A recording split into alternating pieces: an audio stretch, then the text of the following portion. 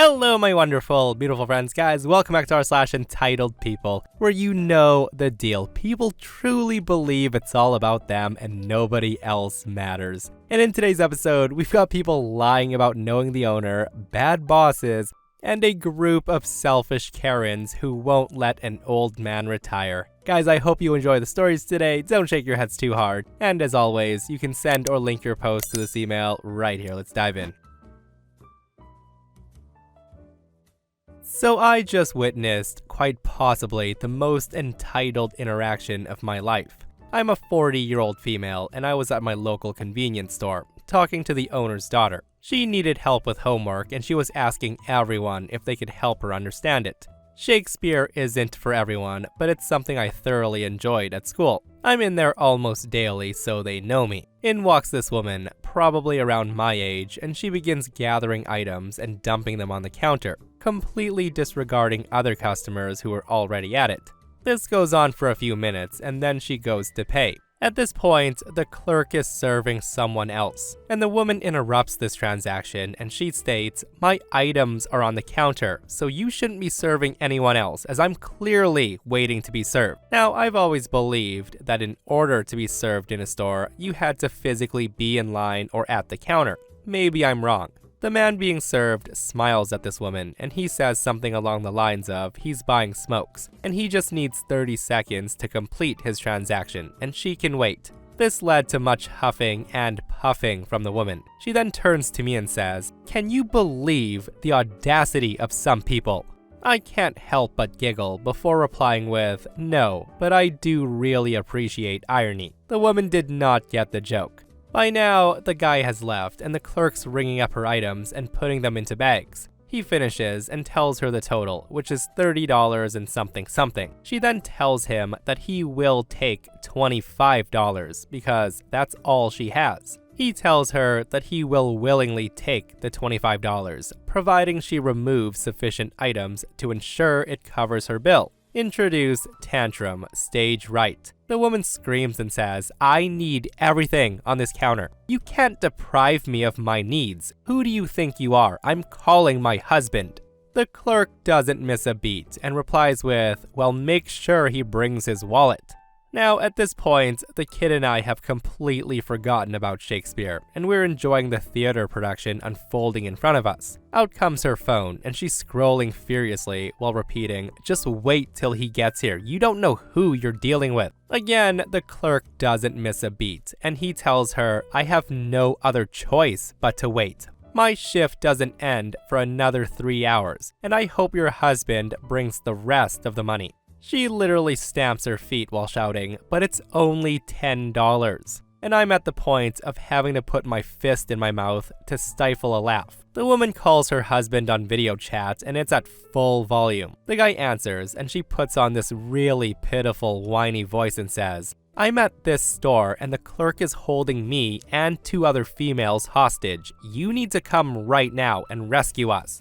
Now, this guy must be all too familiar with his wife's antics, and he says, "You can't really be held hostage and be allowed to use your phone to video chat me. So either you don't have enough money or you're trying to buy alcohol without ID." The woman has to sheepishly admit it was the former. Her husband then says, "Listen, we don't need the soda, the chips, and candy that I can see right there. Put it back and I'm sure you'll have enough money." The woman then starts to protest, and that's when her husband said, "I've told you about doing this. Say one more word and I'm canceling your birthday party." And yes, the guy actually said those words verbatim. She stamped her foot again as she hung up and then told the clerk to remove the suggested items, and she does have enough to cover the bill. What a weird interaction that was, right? And it was freaking hilarious that the husband immediately knew what she was up to. And clearly the guy's well over her BS. But yeah, again, what a weird interaction, guys. From her wanting everything for $10 less, to calling her husband to intimidate them, threatening to cancel her birthday party. Like, is this woman a grown child? And this person comments,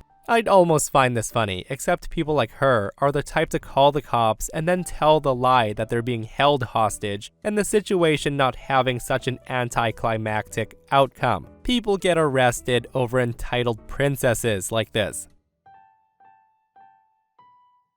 Okay, so this is Entitled People on the large scale, and it's way too funny to not share.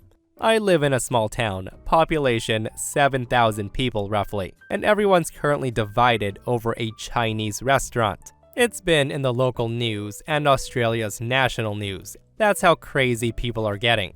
I'm going to try to keep this short.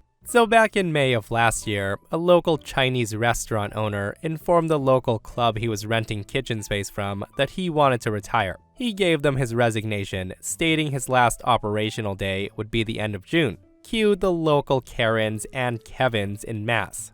One local, who we'll call Big Kevin, teamed up with another local, who we'll call Mega Karen, and they decided that they were going to protest against this closing and force the club to keep the restaurant open. Now, this poor man has been running the restaurant for 30 years without a break, and he just wanted to retire peacefully. But no, Mega Karen starts a petition while Big Kevin organized a protest.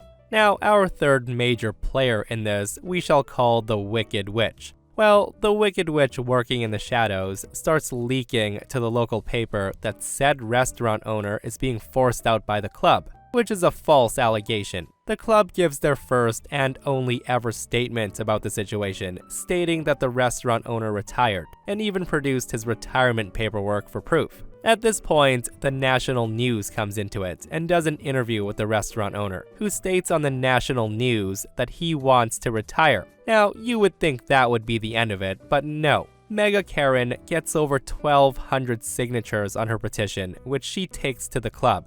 The club's lawyer calls it invalid due to over 900 of the signatures not being filled in properly, or the same person signed multiple petition slots. So Mega Karen starts a new petition, which only gets 74 signatures. Meanwhile, Big Kevin organizes a protest that he doesn't show up for, nor does anyone else. The club then hosts a meeting for all club members, members of the general public, and the club's board to discuss what's going on. But again, for all the complaints, no one shows up.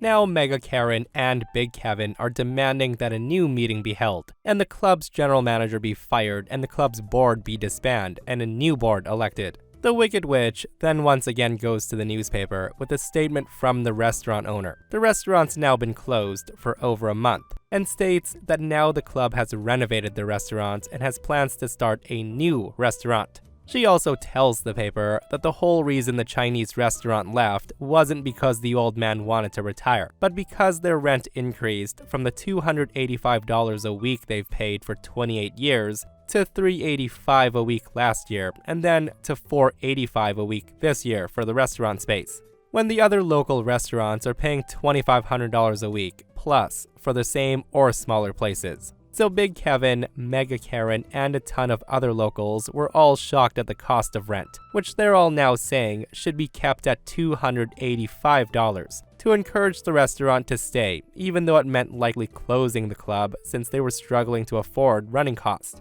The club even broke down their running costs to show the members and locals how expensive it is to keep the place open, but that's still not good enough. I can't with this town anymore. Oh my, the entitlement guys. We love Chinese food, so forget about your retirement. You can work until you die for all we care. Like, it's absolutely ridiculous that the poor old man can't just retire in peace and had to have all of this happen. With that said though, petition or not, I'm pretty sure you can't just force somebody to work when they don't want to. That must have been some really good Chinese food though, to cause that much of an uproar.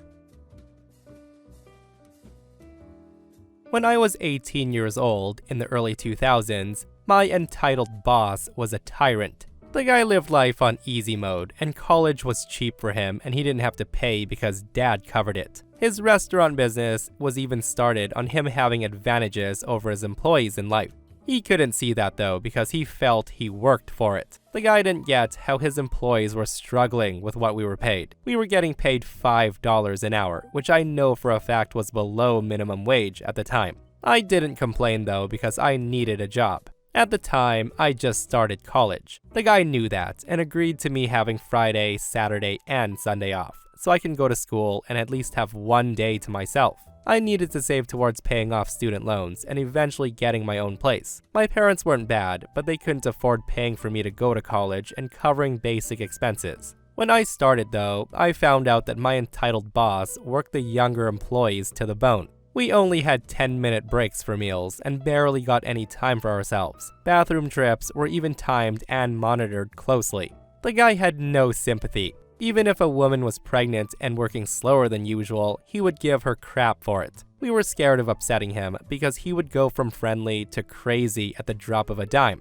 One girl who worked there quit shortly after I started. She wanted one day off to bury her grandmother, and my boss denied it. The guy actually told her, "Why are you crying? Your grandma was old. When I lost my grandparents, I didn't even take a day off. I just kept working." The real world isn't going to coddle you, sweetheart, and today you learn. She then tossed her name badge at him and left. That girl was brave. I noticed that even with my regular hours, I was struggling to get by. So I looked for small gigs that I could do on my work days that didn't conflict with my work hours. I found one that worked. I worked part-time at a small craft store in my neighborhood. It was after my main job hours and by the house. I also kept it hush, because I knew if this guy knew I was working somewhere else, he would get mad that I requested 3 days off during the week. However, a regular of our store let it slip while she thanked me, and when he found out I had a second job, the guy had a meltdown. During my break, he called me into the office and he demanded I quit my second job to be on call for this job.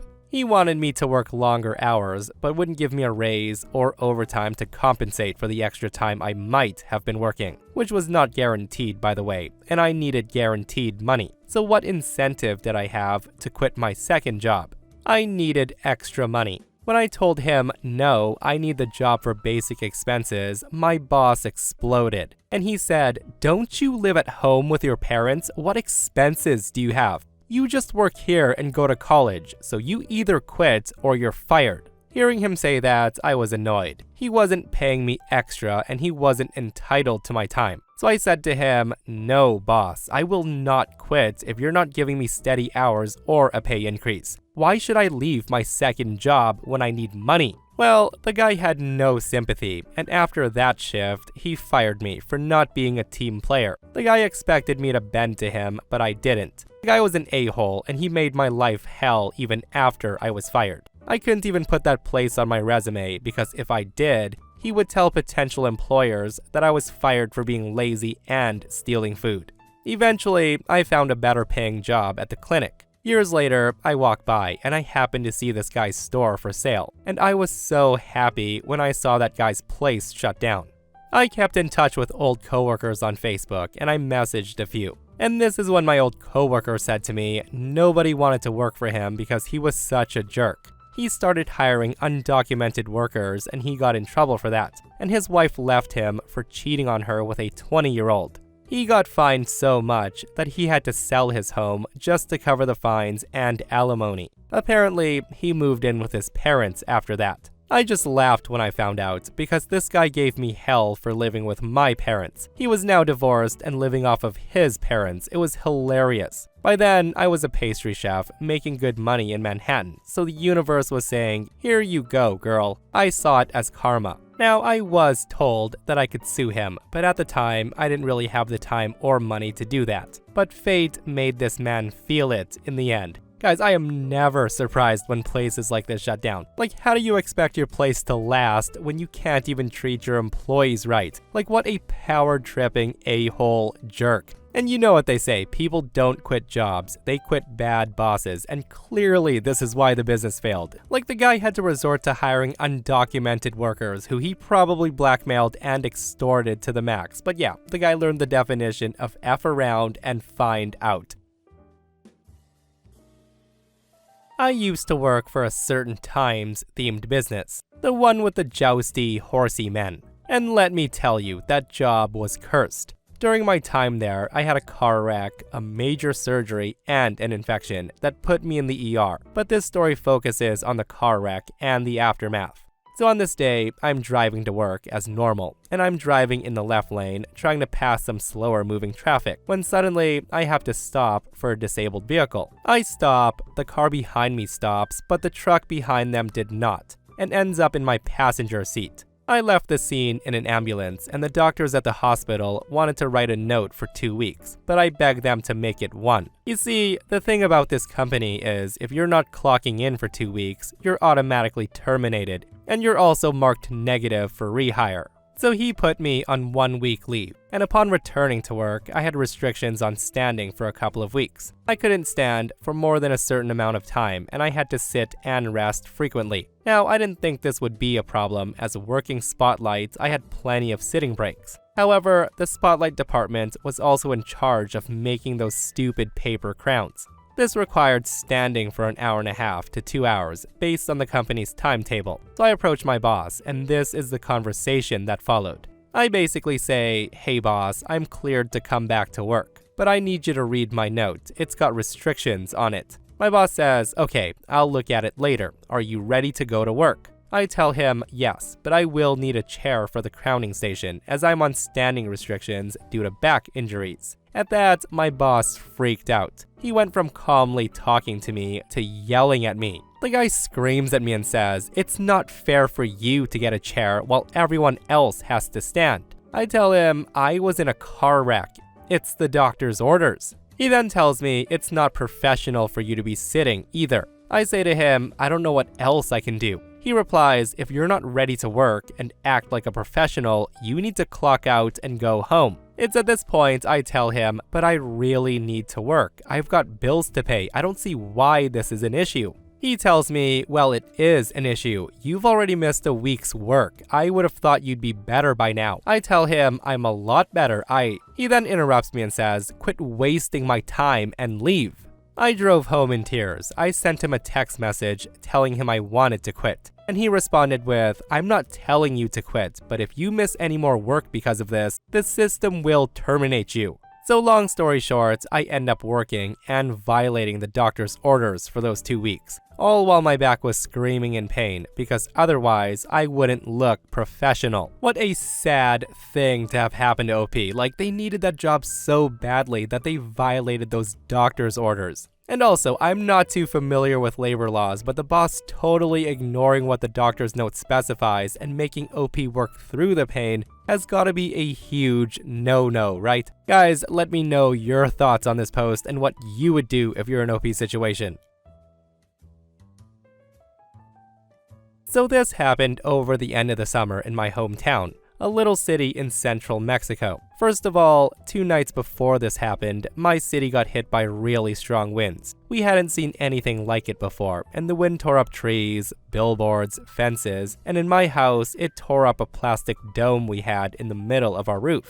It was a hard night because we had a literal hole in the middle of our house and it was raining. We had to cover it with a giant tent while also throwing out buckets of water off the lower floor, making sure nothing important got wet. So after having spent the next day repairing and cleaning everything, my parents decided to relax for the weekend by going to eat at one of our favorite places. So we were in this restaurant and it was clear that it also got hit hard by the winds. The restaurant's basically a giant terrace, so it's pretty much outdoors inside the city. Upon entering, I noticed the owner on the floor next to the bar, fixing some stuff.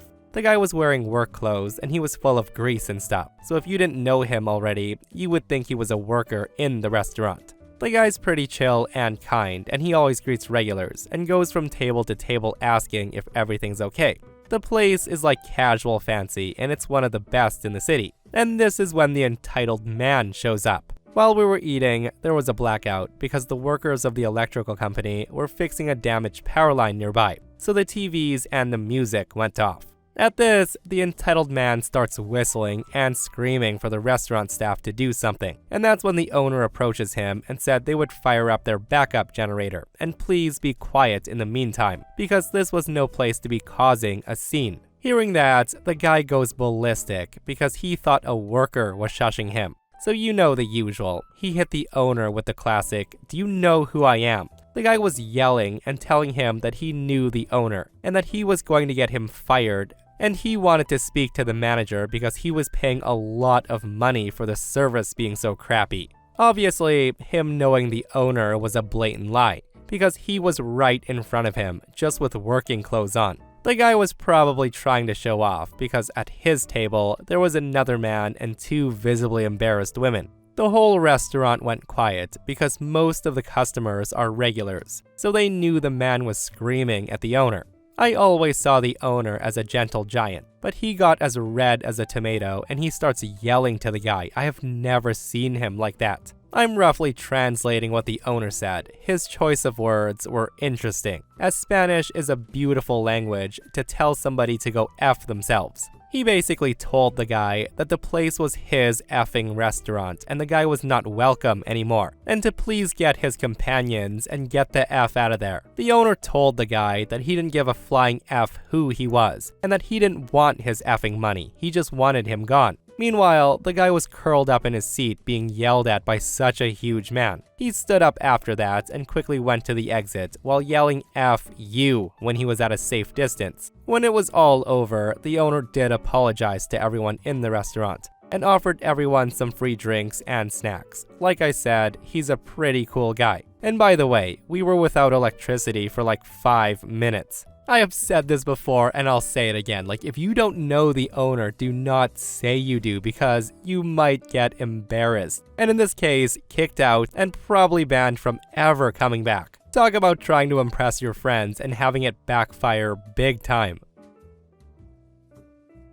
So I'm a contractor, and while working on a project in a very remote location, I arranged to buy and bring 2 rounds of breakfast tacos for the staff where I'd be working for the next week, in exchange for free copy privileges. The boss gave approval on the phone, and the total for the tacos that week came out to just over $100, which is a great exchange as the copy budget was upwards of $1,000. Well, my receipts, along with the supporting statement I submitted at the end of the billing cycle, was declined. Now, I wasn't too angry, but a deal is a deal, and I called the boss to remind him that he approved the expense. His response, telling me I should have gotten it in writing, pissed me off royally, but I finished the project as promised, and I was working on another project for another client less than a week later.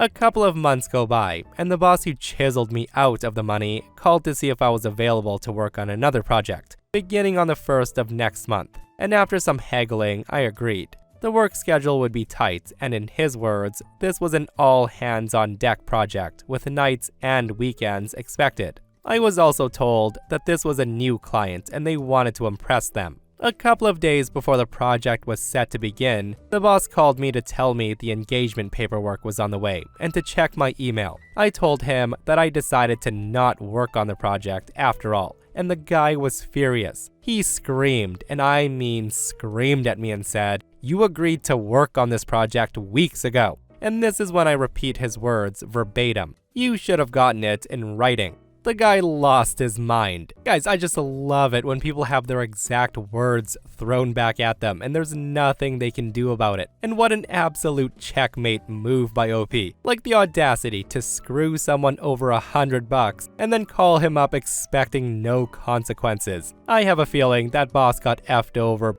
big time, and I'm very curious as to what the outcome was. And that, my friends, brings us to another end of entitled people. Guys, I hope you enjoyed today's stories. If you did, hit that thumbs up. And if you're not subscribed, consider subscribing so you don't miss these crazy stories. And if you missed the last episode on the channel, it's an r/malicious compliance episode, where bad bosses are getting absolutely destroyed. Guys, go check it out if you haven't, and myself and Stevie Boy will see you guys in the next one. We love you.